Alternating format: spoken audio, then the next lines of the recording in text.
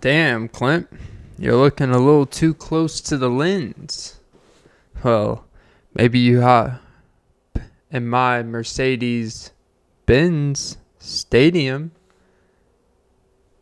and you could watch us barely beat the fucking Jets. Damn it, already cursed in the first 20 minutes. Seconds. Jesus. Woo, I am rusty. Need some CLR. Stands for Clint Loves Radiation. That's why I sit the laptop on my crotch when I fall asleep at night.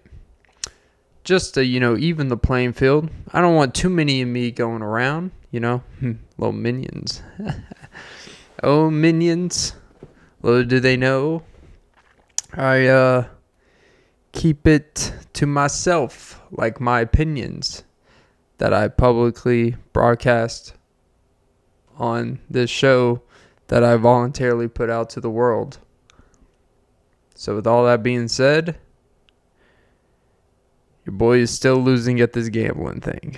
But there's hope on the horizon. And by that, I mean I am now betting on hockey because I am desperate for just the feeling of a W.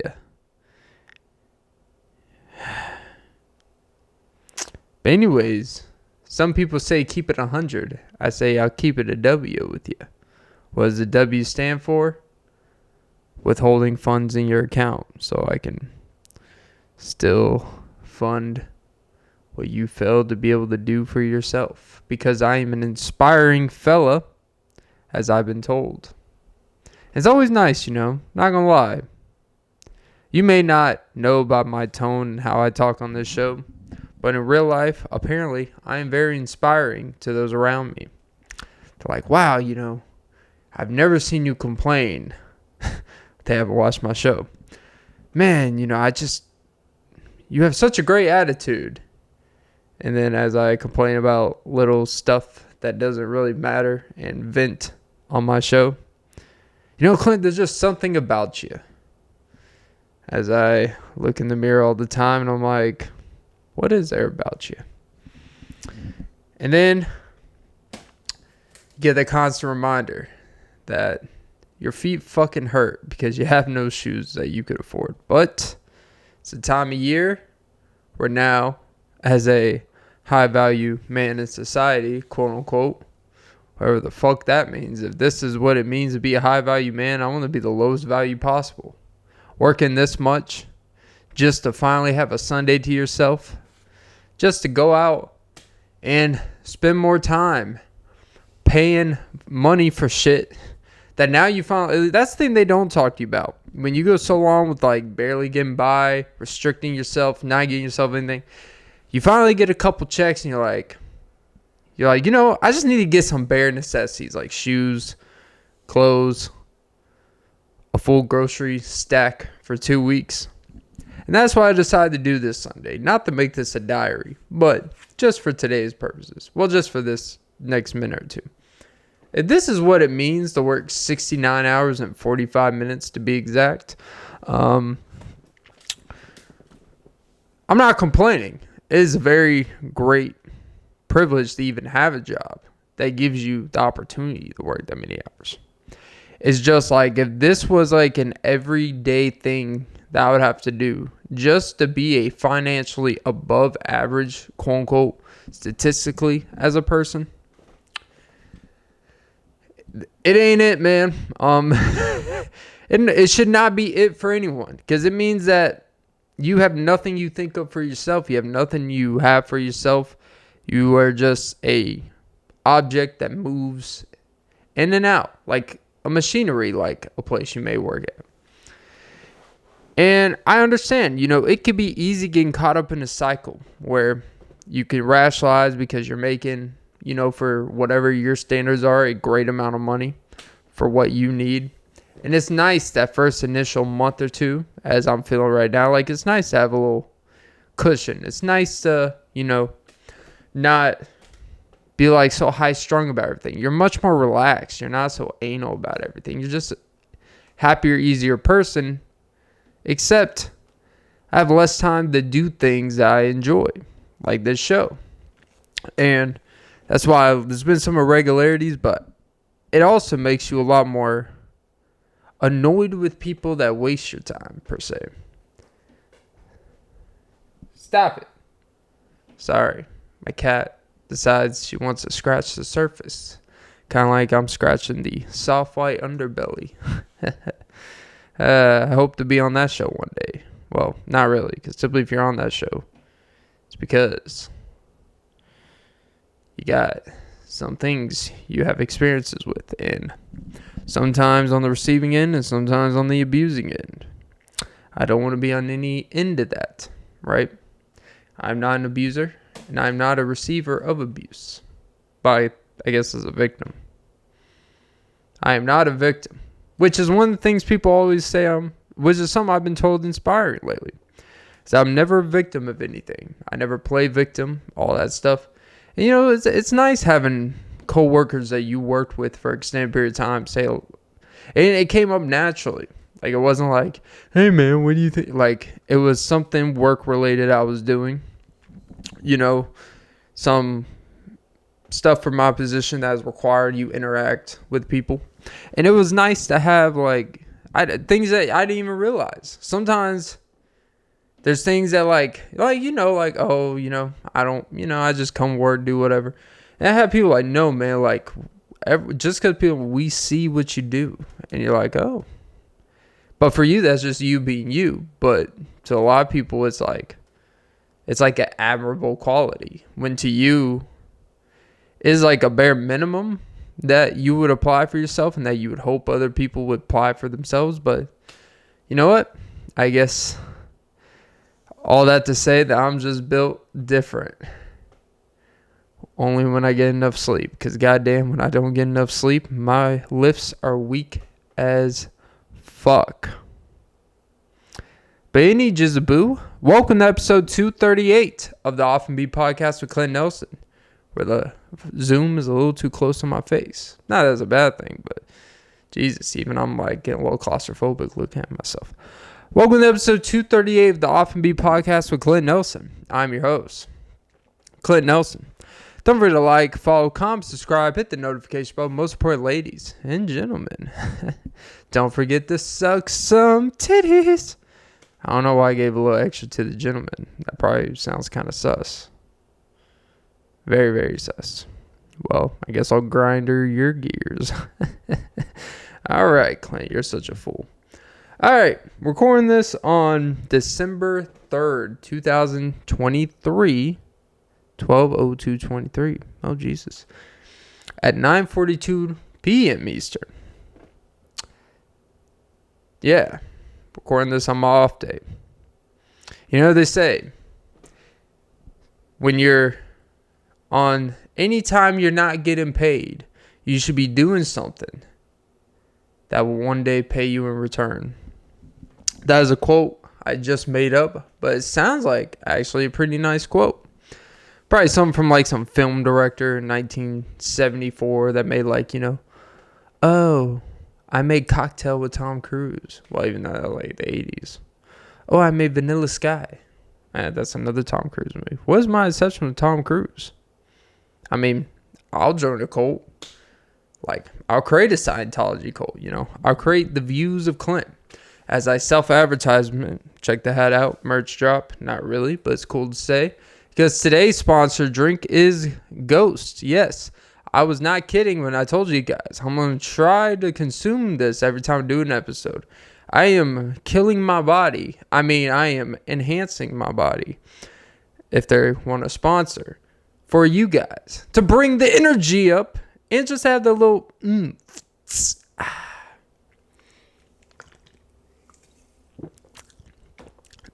little gulp just for the audio audience. Just so you know I'm not capping. I ain't no beta delta looking flying ass here. I didn't even know by the way, Skechers. As this event of protecting my feet, I decided to finally invest in myself with this newfound fame and money. I decided to actually get quality shoes. And my best experience with shoes were from a young age. As I've gotten older, shoes have become harder and harder to get a step in the game with. It's always some issue. The shoes either are too tight. Shoes either they fit in the heel, but they crunch my toes up. Or they're so soft at the toe area, if anything drops on it. Or if the shoes get wet, it fucks up my day, right? But I went back. I was thinking about, like, what were the most common sneakers? I had a lot of Skechers as a kid. I didn't have these Under Armour cool shoes, these Nikes.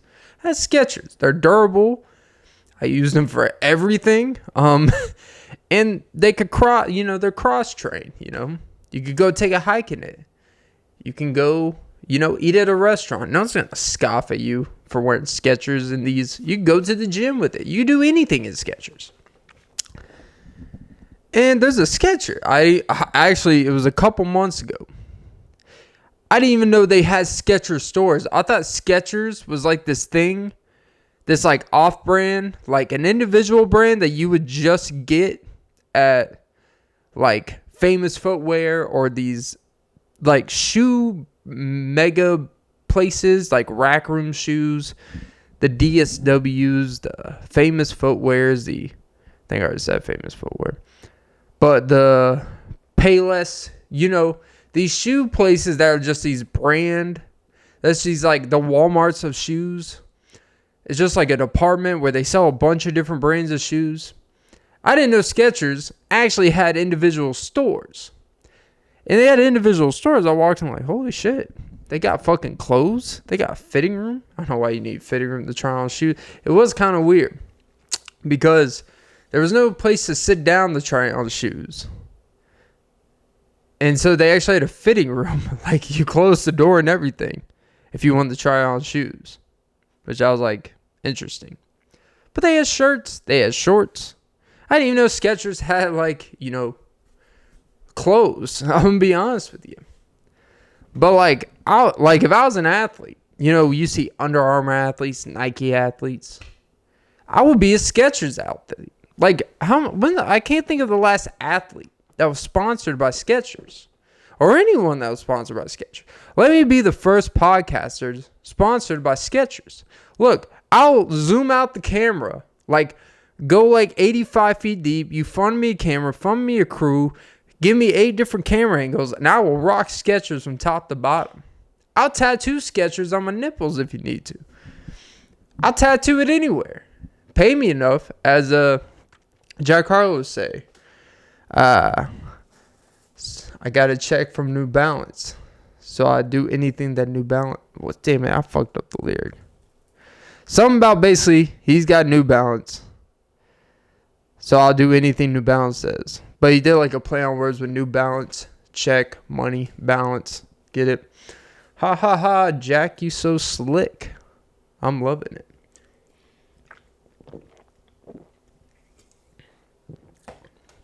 But, yeah. I will, like, Skechers is like one of the most underrated, like, oh, you got Skechers. It's like, yeah. Look, here's the thing about shoes, right? The thing that I hate about buying shoes is that, like, I do feel like they're way too expensive. But at the same time, to say something that you're going to wear every day for years and years is too expensive before they wear down, when it's like 60 to 80 bucks if you get a decent pair of shoes. It's like you're kind of being petty. Like, you're literally paying pennies on the dollars of a day for stuff that's going to protect your feet. Some you're going to be on for hours, 10, 12, 14 hours a day.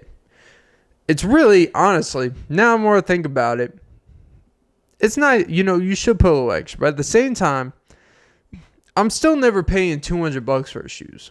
Even if I ever make a great amount of money.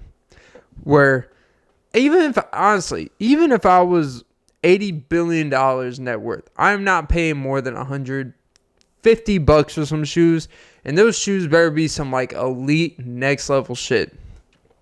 I don't care that, like, oh, if you make 80 billion, that's really like, that's literally like half a cent to your net worth compared to someone that makes $20,000. Like, it doesn't matter. It's the fucking point. That's when you become disconnected with more money. I'm becoming disconnected. Because if I didn't make more money, I would say, fuck it. My feet can fuck themselves. But I become so disconnected with the more money I make that I'm actually buying shoes. I pay like $8 over budget. And I'm like, throw some shorts in there, a shirt. I didn't need shorts and a shirt like that. It'll reduce the amount I have to do laundry. But, And you know what? I deserved it. And I wrestle myself, you know what, Clint? You fucking earned this. As I go spend another close to $200 for some groceries. But you know what? We're not going to talk about that. $300 in a day. This is what happens when you give us poor people money. We spend it. That's why they don't care about. Here's a pay raise. You're going to fuck it all over. Give it back to the economy. Use our services and give it back to us anyways. Here's extra fucking money. You financially illiterate fucks. Like, that's what they think of us, right? Yeah, sure. Here's a credit card. Take it. Go fuck yourself with it. Because that's what's going to happen. Yeah, sure. Yeah, we'll take $100 off of this. Because you know what? You're going to use this card. And we have all these discounts that you can use to buy this and that for different things. Our co-companies. And then you can spend the money you save doing this and just spend it on that. That's how fucking business works, you dumb fucks. God damn it, Clint. See what happens when I drink this Ghost? I disappear. Boom, bitch. I know I probably sound like I'm on crack. Because based off some pods in the recent, like I admit, my energy has not been there. A lot of stress, a lot of energy, up and downs, doing podcasts at times when you didn't get enough sleep. Unideal times, but I think the thing is, like, I'm on a very strict schedule I have very little time to myself to do this shit. And what it does, it makes you appreciate when you do have this time. It makes you make sure you get everything you need done. Because if you have the small window to prepare yourself mentally and physically and everything you have at home for the week when you're working this many hours. And if you don't prepare and take advantage of that off time, quote unquote, or your day off, or the few hours you have here and there to take care of yourself, you are not going to make it. Not like you're going to die, but you will be inside, which I don't know, maybe worse. What's worse? Dying when you are to actually die when you're, at that point where it's like, it ain't happening no more for me. Or to continue living a lie, going through the motions, even if it's not what you believe in. And being dead inside, but being a projection of people to vulture off. And to point at and to be like, ugh. Like, you've been around people. I've had a lot of experience with this. I was just say, when I don't even want to make it like work related. What I will say is just like, if you're just around people, where you go to a place on a regular basis, you ever just like around people and they just like, it's like they're literally just like a dead entity of a person. It's like, dude, I don't know, you're younger than me. I know you probably have had some stresses in your life and some unideal stuff may have happened. I understand your girlfriend left you for your stepfather. It happens to the best of us. But why do you walk around with like this shitty posture and attitude about yourself? It's not anything they say. They're not rude. They just like, how do you explain it? They're just like mannequins. They're just walking around and someone dressed them up in baggy ass clothes and they're just dead. Like, they are just drainers without doing nothing, which is weird. Like, there's one thing to be like a negative person, mad all the time, just draining energy, because you know what, you can see that and be like, oh, this is beyond me. Like, this is like, oh, this person just got personal issues and taking out. When it's someone that's not doing anything, It's just the way they look at everyone, the way they act around, the way they walk around. There's this weird thing about them where they're just like, they don't even like, they lack like just gentle courtesy of certain things. Like someone's coming through, walking or something. They don't even like try to get out of the way. They just keep going past and just like they'll bump their shoulder and not say anything in return. It's kind of like this since the world has kind of fucked me over. I don't give a fuck about anyone else. It's like, well, maybe the world has constantly fucked you over because of your attitude towards things. And people just like, fuck you too. So you're going to continue getting the short end of the stick. I know, that's a mass projection. I don't know what's going on with people. But at the same time, it just feels like you always, from what I'm picking up in my life experiences, I'm a very observational person, for better or worse. Sometimes you're so observational, you're not actually focused on the task at hand, which probably get me in trouble in my position right now. Don't worry, they don't listen to this. Well, I don't know. They're allowed to have phones, but I'm not. Well, actually, I am. I just choose not to because I'm trying to focus on the task at hand. So, but yeah, it's weird when you just get people. It's like, I don't know how to deal with people like this. Like, do you just like, hey, you all right? And then they get mad like, oh, you got a fucking problem? Like, you have a fucking problem? Like, I'm not fucking bothering no one. It's like, I didn't say you were, man. I was asking how you're doing. That's all I'm doing. You all right? Cool. All right. But yeah, it's like the same, like people just automatically from the jump just have like attitudes about things. It's like they don't even give people chances to conversate and make an impression. They just have a negative impression, and then if you stop trying to give it, they're like, oh, see, no one wants to. It's like no one wants to fucking approach you because you have the weirdest negative shitty ass face on look that anyone could ever see. It's weird, like it's from younger. It's not even people that have like are 60 years old, unhappy, and just kind of like, what's the? It's like it'll be like 19-year-old guys and girls, just like just this negative feeling about themselves, and they put that on everyone else. And I get it, I was once 19, Hey, Josh Giddey, at least be with a negative 19-year-old, Even though apparently she's not cooperating. Which may be a sign of maybe some stuff's fabricated on her end. And she don't want to really go details because it may expose that she lied about something. I don't know. And it also might be because it could be a secret settlement. I don't know. Hush, hush money. Hush, puppy. Which reminds me, I guess Jada like to reiterate again that her and Will are going to be together forever.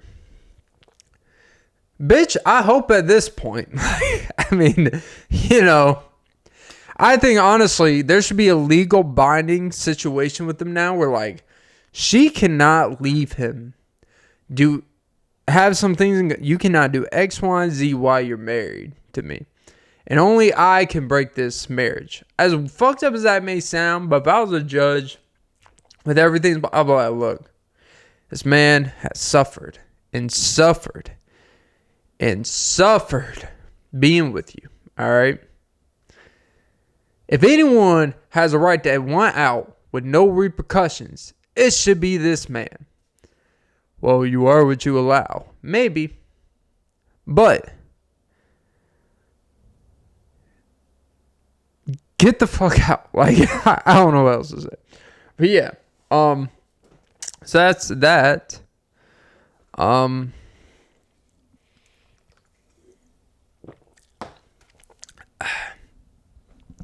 There is this thing, going back to the Giddey.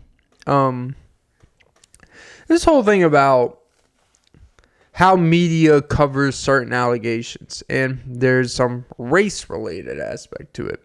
How people have covered Josh Giddey's situation in mainstream media, from ESPN to I guess even Fox Sports, compared to Ja Morant's per se. Ja Morant got suspended in like 25 games for essentially parading guns on social media, having apparently the other instances, like the more real legal stuff of him actually having altercations with people, security, with the teenager in a pickup game, or the mall incident, all these different things. The main thing I guess suspended was promoting gun violence or promoting guns and all that stuff, right? That's quote unquote what really is supposed to be the suspensions for, but I think it's like a whole package deal, just the entire image of he's portraying maybe. And then like that, for example, compared to Josh Giddey, who's doing something illegal, just flat out illegal, allegedly, if true, and how he's able to play, and how Ja Morant was suspended immediately from team activities last year. And then when he reposted some dumb shit, doing some stuff, then he got suspended for the first 25 games of this year. Okay. The Giddey stuff, apparently they may have known for a couple years, the Thunder, or at least a year and a half, a period of time. And since nothing was legal ever, just continue playing. And now, I guess like the Kevin Durant movie, which actually wasn't that bad. I remember watching it. He's been thunderstruck. Oh. She's only 17. Oh, Giddey. That's he wishes right now.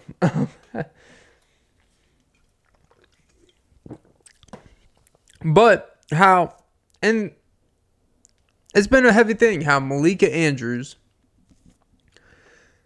how they finally talked about like less than a week ago, and this stuff was going around for a week and a half, 2 weeks. But then, of course, with the recent stuff, even First Take with Molly Kieran, didn't really talk about it. And they made all these excuses or whatever. But then, like, apparently, like, literally a couple days ago, Von Miller has an arrest warrant out for, quote-unquote, beating up or putting his hands on his pregnant girlfriend. Right? Which, like, he kind of has a history, not of that specifically, but of a previous woman he had a child with who wanted the abortion, and that stuff was put out public. But then she had the kid and tried to be good. You know what? I don't think that situation, like, that's probably more common than not. I'm not here to judge no one for that personally, because you know what? As long as when the baby was born, he wants to be a part of that child's life and stuff like that. We could get into if someone wants a kid, should they be? It's like, well, at the end of the day, you got to go pregnant, regardless if you want it or not. That's out of your hands, and it doesn't matter at that point. I don't really have much sympathy. People can say it's wrong that someone had a baby that the father didn't want, and he should be responsible. It's like, well, it's only because of money. It's like, even if it is, he's the one that got her pregnant. There had to be a process of that happening, unless something extreme, which obviously happened. If that would have happened, that's a different circumstance. But he voluntarily did some actions to get her pregnant. At that point, the nut is out of your hands, buddy. All right? So, and how they cover that, just from the allegations. He has an arrest warrant. And how the viscerous, immediate reaction from Molly Kieran, for example, of, you never did all this stuff. I didn't watch, but people describe like, it was like a story, like how they reacted to this, but not the Josh Giddey stuff. And there's a race element. There's certain elements to it that, of course, may or may not exist. I don't really have much of an opinion about it, as I talked about it for the past 5-6 minutes, because I don't know what to make of it. Is it race related? Is it, I don't think it's really sport related. I think it's I think it may be a little bit deeper than that in some ways, and sometimes it may not be. I'm going to say this, like, maybe the Thunder had enough information about this situation that knows this doesn't look good, but there's nothing illegal about it.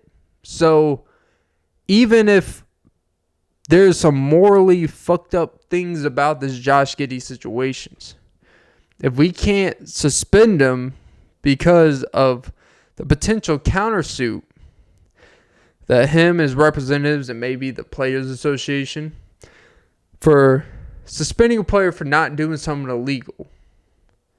And it may not even fall in the moral clause because there's nothing specific about it.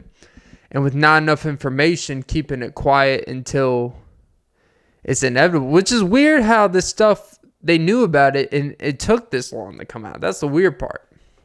Because the stuff was posted on Instagram and TikTok. Him and the girl, whatever. Publicly. And so it's like people were aware of this before. And for some reason it resurfaced. I don't know that part's kind of weird to me. Because it wasn't scrubbed off the internet, of course, because everyone's got the screenshots and shit. I think maybe there may be information about the gig, which maybe now be explained that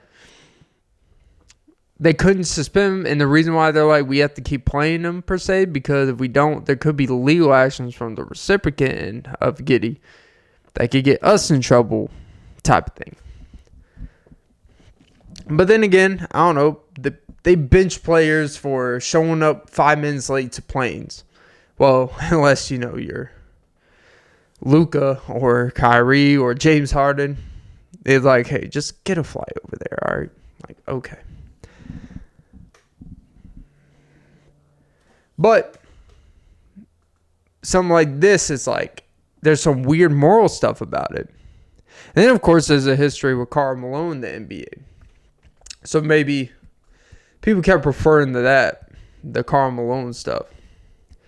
Which it's hard to compare what's worse than the other, but he did actually have a child with a 13-year-old. When I think it was like out of college, like when he was 19 or 20. Talk about 13 going on 30, Jennifer Gardner. And that son actually became like an NFL player. The weirdest part, I believe. Or like he became like a legit NFL player. Or like made it to the NFL. So the genetics are strong. Real strong. But that would have been like his son, even if he wanted to, couldn't play NBA basketball. Like there's the NBA kids, like when you're a star pop. Michael Jordan's sons are the greatest example. They're into the Larsa Pippins now because that's the closest thing they're going to get to a certain type of fame level of being connected to their dad's teammate Scotty, who's kind of an underrated part of he's like the Will Smith of the NBA when it comes to being embarrassed publicly by a woman he's with or has children with, not with, but she still keeps his name. They're not married. They have been married for quite some time, I would say. But she still goes by his last name instead of going by her real last name, whatever that is. Tells you everything you need to know. Michael Jordan, the name Michael Jordan, I think his son's Marcus Jordan, who's with Larsa. Jordan is literally with the Pippen. It's a never-ending cycle of life, right? Except this one is not going to win you many rings or championships of any type, right? Like, imagine saying, oh yeah, so what are the last names of your parents? Jordan and Pippen? And you're like, holy shit, this kid's going to be genetic lottery.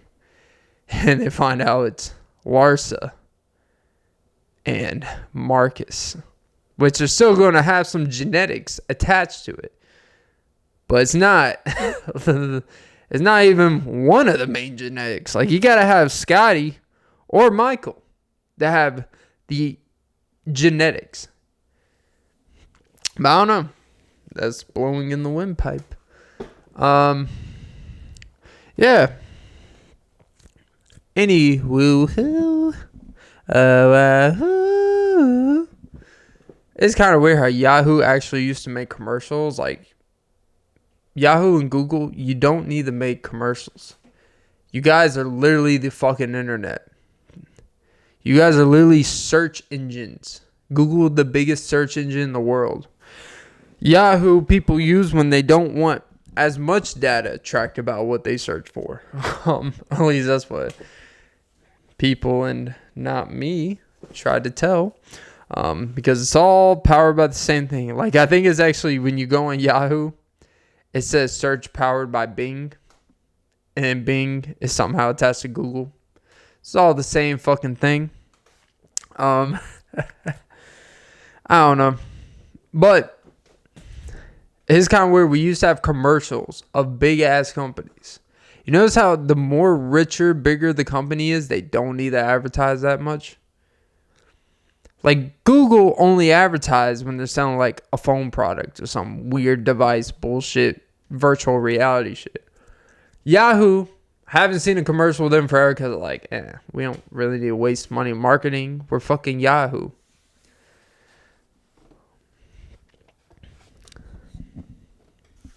You know, it's just that, it's like they say, you notice how like Ferrari, Lamborghini and stuff, well, they say those type of companies is because for exclusivity. It's like you advertise in a mass commercial, you're opening the door for it to become the feeling of it's not very exclusive. So they have a list for you to be able to order. Because here's the thing, apparently just because you can buy their vehicle upright doesn't mean they're going to sell you it.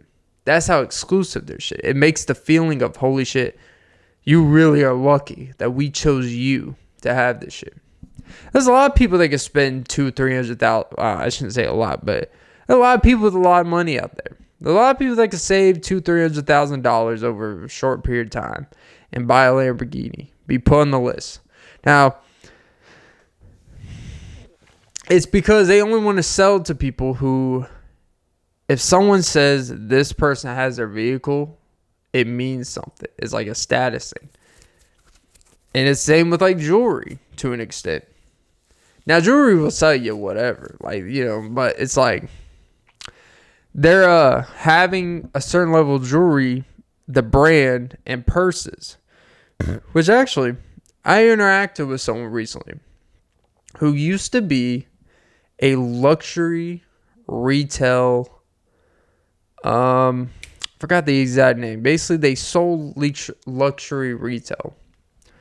Like, that was their job. Like, made quite a living off of it. Had some high-priced customers.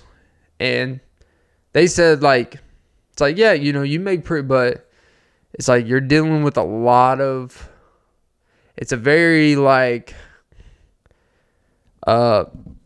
it's a very, like, verses. Like, think about, like, verses, you know, the music thing where they have artists versus each other, like Monica, Brandy, and stuff like that.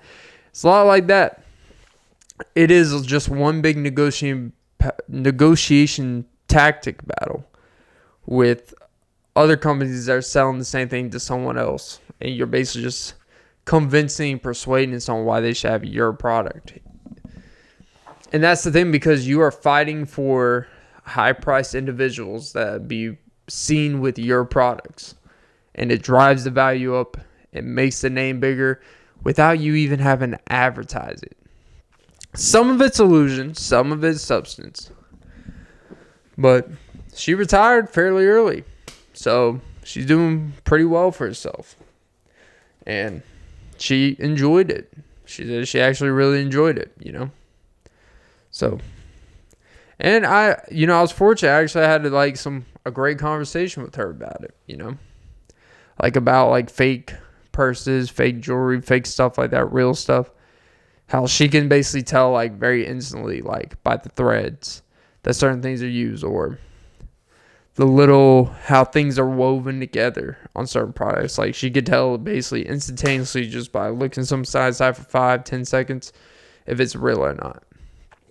But, you know, she was in the business for a long time. Like that was part of her job, is to know when she's being duped or, whatever. But yeah, that was cool to talk about. That's a beautiful part, I will say one of my favorite parts about my job is not forced, but it's very highly encouraged that you talk with all your employees per se. And when you do that, it's actually a lot easier to get to know. A lot of people want to tell you about themselves in a good way. You learn a lot about people. A lot of people, especially in certain places, like a lot of people don't really ask people about themselves. They just talk to them about work. They just talk to them about things they're unhappy about, right? It's like, but when you actually take the initiative and engagement of like getting to know someone, like, oh, what did you do before this? Or, oh, so what do you actually enjoy doing? Like, what do you do outside of here? It's a simple question. It sounds like same old, but that little thing with people are typically very open and receptive to it. And that was one of the, not scary parts, but one of the things I was kind of like, I'm going to have to ask people and pretend to care about stuff I don't. They're going to have to pretend to talk about stuff because, I'm this, and they have to, play along with it. But I've had some of the best engagements and interactions in this short period of time than I've had in a long time. And to be honest, in this world where we don't have many opportunities to actually solely communicate with someone for an extended period of time, like regularly because of how fast things are moving in a workplace or just life in general, everyone's always just going, looking at their phone, not really engaging. And I think that is one of the beautiful things about like not having my phone when I could, is that it just forces you to be present in the moment. And it's something that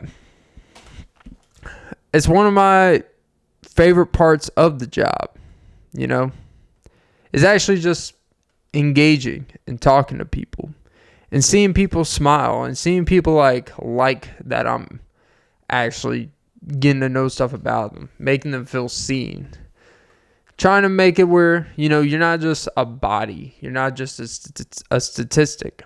And you always you have a starting point. It grows over time. People grow to like you. You're more willing to do what you ask of them without, attitude or headache or whatever, And that's been a beautiful part of my job. That was one of my biggest, not fears, but one of those biggest, oh shit, it's going to be very uncomfortable. And right off the bat, it's been actually one of the easiest parts. It makes dealing with the other stuff a lot more tolerable. And, if you get the interpersonal part down with people, everything else becomes not obsolete, but becomes a lot easier to get better at manage. Because people are willing to work with you when you're learning or struggling with certain things. If you just show that you care about them and you just show that, I actually do want you guys to know that I'm here for y'all. Not just in the corner oh, I'm here for y'all because I really need you guys to do well, so I gotta pretend to like you. I gotta pretend to give a shit about you just so you can do good for me, and I get this, and you get that, and I don't get complained at. No, when you actually I don't care if you don't do your job that great today. You come in, you're not feeling well, but you give the best effort, and people notice that, and you acknowledge that. And always looking the observational part, it's been the biggest growth in taking this opportunity, is that it's truly actually made me understand people a lot better, and not just understand them in the way that's convenient or ideal to me, but actually learning people of all different type of backgrounds, all ages, all personalities. You learn to actually talk with people. And sometimes you'll have initial interaction with people that are kind of, they kind of just seem like they don't really like this job. They're just here because they have to be here. And a couple days later, they smile at you, they fist bump you more. you continuously show like, hey, I'm not shying away just because, you were because they were kind of a little spacious yesterday or not real great. Like, you have to be the same consistent person every day for your people, per se. And I don't even like saying my people, but, for your team. As corny as that fucking sounds. But if they see you're going to be the same every day, you come with the same positive energy, you come with the smile, you come and put your best effort, people will reflect that. It may take some time for people, but people will reflect to when people match what they want from you. Like, here's what I've noticed, right? When people have such demands for you, but you don't see that they're equating the output or the energy to warrant the demand they want out of you, you're going to get either frustrated, annoyed, look at them side eye, or not take them serious. But if you see someone's like demand, like, hey guys, like, I know it's hard right now, but I really need you guys to like really get on top of X, Y, and Z. We really need to do, and so we do X, Y, and they see you going around, they see you going above and beyond to make that shit happen. People see that. People are going to watch more what you do than what they listen to what you say. What you do will determine what they do for you. Look at Clint putting fucking gyms together. But that's what I felt before being on the other end of the spectrum. And now being on that end, I see why it's hard to do all that. But at the same time, that extra initial effort for people to do what you needed them to do y'all's group job well. It really is necessary to show that what you demanded them, you were willing to put yourself if the situation calls necessary. And that's been like, I've enjoyed it. There's been a lot of like stressful times, and I don't really get stressed about work or get stressed about things that I feel like out of my control per se, but you want to do your best. Like, you don't want to be a complete fish out. You want to show that you were chosen to do this for a reason. Like this podcast, like God chose me. By the way, anytime I see a video, I saw one earlier of this. There was this girl. She did a video covering jobless celebrities. So it's basically like, I don't like to use the term washed up. I don't like calling people washed up, but celebrities that haven't been active in the job that they are known for, like let's say acting. Like the examples were the guy who plays Malfoy in Harry Potter. Apparently now all he does is like on TikTok, he does Q&As and he charges $3.99 a month for people to send Q&As in this kind of like this Twitch personal stream, but it's not Twitch. I don't know. And they're in this like group thing and they just ask Q&As and he just answers. That's literally what you're paying for. Pure entertainment. It's like he's making pretty good money. And then he's making Twitter and Instagram posts about always referencing Harry Potter so he get clicks and views because he was in it and all this stuff, like, in these desperate marketing attempts to stay quote unquote relevant. And there was another one like Taylor Lautner always being at like Taylor Swift events doing backflips because she had a song with him, and then last year he did a music video with her, Taylor and Taylor. Which ironically, he has a girlfriend now. He has a podcast with named Taylor. I guess they are tailor-made. That was a swing and a miss. Putt.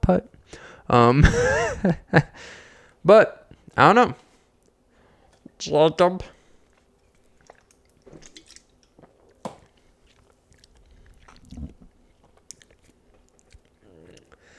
But,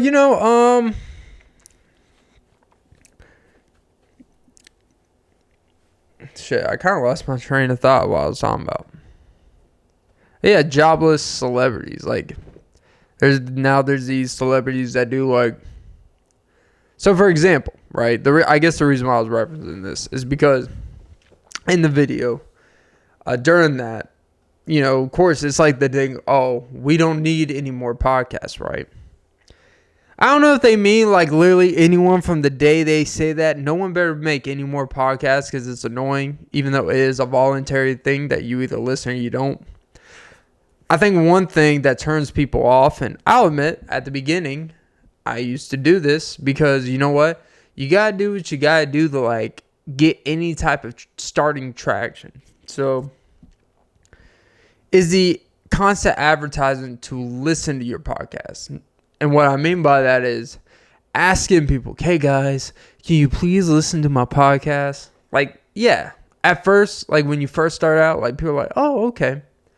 Like once you start doing it a while and you keep asking people are just like, all right, man, like when I heard you, when I listen to it, I'll listen to it. It could be 3 months from now, maybe a year from now. But you got to give people the choice to come to your podcast. So like, here's my feeling. The difference between like short term and long form conversation or talking like this is that for something like this, you need to build a voluntary reaction. You need to build a voluntary fan base to you. Because the longer someone talks, the more annoying they get. I don't care how great of a talker you are. Even the greatest speakers, I'm not going to be listening after X amount of time unless like the conversation is just that fucking riveting, amazing, blah, blah, blah. And you got to give people the choice to like over time gravitate and stay with you. And like, you don't ask them like, why, like, because here's the thing. If I ask them, please, can you listen to me talk for an hour? That's not like, if you just say exactly where you're at, you're asking someone, can you listen to me talk for an hour? When's the last time you just want to sit there and listen to anyone talk for an hour about something that you're not having a conversation with for an hour? No one. Just say it. No one. So, for something like this, you need to just, if anything, okay, put out clips. People come across, oh, I like this. But it maybe say like, hey, if you guys could leave a like, subscribe to the channel, that'd be great. I'll say like, I used to go on Instagram and be like, hey guys, just dropped a killer episode last night. Called this one of the best ones I've ever done. Please listen. Blah, blah, blah. And there's nothing egregiously wrong with that. It's completely normal when you're just starting and you don't know any better. But natural marketing for something like this is very important.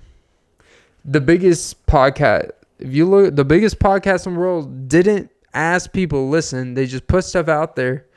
And people liked what they were talking about. They liked whatever they put together. And they grew an audience, word of mouth, and algorithm, blah, blah, blah. So, you can't ask people to tell people, like, if anything, people ask what you do, just say, yeah, I do a podcast. And they're like, oh, really? What is it called? Yeah, it's this, you should give it a listen sometime. That's completely fine. Sitting there like, actually, I do a podcast. Actually, hold on, give me your phone. You see this right here? Yep, I just had you follow it. Thanks for the follow.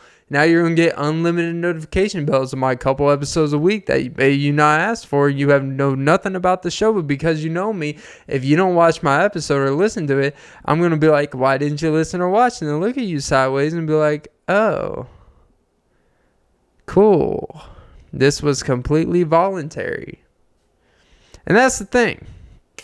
Don't force people onto you. Unless they're into it. All right, Clint, you're such a fool. I don't know. I think the main thing, you got to just be very patient. You got to not forcing people to watch or listen to you in any capacity never works out. It never works out because, all right, fine. You want me to fucking listen to you? Let me listen to what you guys say. Oh, yep, you're annoying as fuck. I hate that point of view. Fuck you. I hope there's no more podcasts, I hope this is the last episode ever. I hope your RSS feed just cancels your subscriptions. Like, hey, this shit was dog shit. And you could just have your money. We're actually going to refund the past 2 years of your money. Just take it. We don't want it. We don't want to be associated with this. But seriously, it's just, but yeah, the whole, like, we don't need any more podcasts. Like, what about us have been existing, grinding at it for some time now? You know, I'm 2.5 years into this bitch. Nothing has changed from editing. Nothing has changed from the only thing that's changed is me and how many episodes I do a week. It's this, and I love it, you know. But I don't know. Anywho, yeah, I think I'm gonna stop right there. Yeah, pretty solid ep. I was actually pretty happy about this one. So yeah. That was episode 238 of the Often Be podcast with Clint Nelson. I'm your host, Clint Nelson. Don't forget to like, follow, comment, subscribe, hit the notification bell. But most important, ladies and gentlemen, don't forget to suck some titties. Woo! Yeah. So get them pecs popping and get her lips dropping on your belly button because, sometimes when you dig deep in there, shit smells like a different type of hole. A whole new world smells like sweaty coochie, please. I don't know where you are, but you're a star. I can see a whole new world for me. Unbelievable time. Indescribable feelings. Like me. Save me. Sorry, I was listening to Goofy doing song covers earlier. It's so funny. Alright guys, I'm a Goofy. Have a good day.